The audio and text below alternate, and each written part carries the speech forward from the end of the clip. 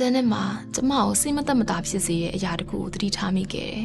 ။ကျောင်းသားတစ်ယောက်ချင်းစီဟာအလွန်ကွာခြားကြတယ်။သူတို့မှာမတူညီတဲ့အားသာချက်တွေတင်ယူလေ့လာပုံတွေနဲ့စိတ်ဝင်စားမှုကိုစီရှိကြတယ်။ဒါပေမဲ့သင်ခန်းစာတွေအားလုံးကအတူတူပဲဖြစ်နေတတ်တယ်။တင်ယူမှုလုပ်ငန်းတွေကိုတဒန်းလုံးအတွက်ပဲတီးကထားပြီးစီစဉ်လေးရှိကြပေမဲ့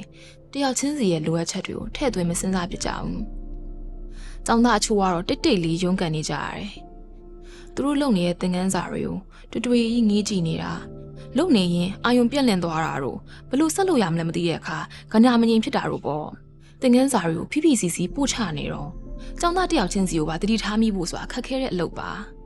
ဆရာမတော်တော်များများဒီလိုခက်ခဲမျိုးကိုရင်ဆိုင်ရတယ်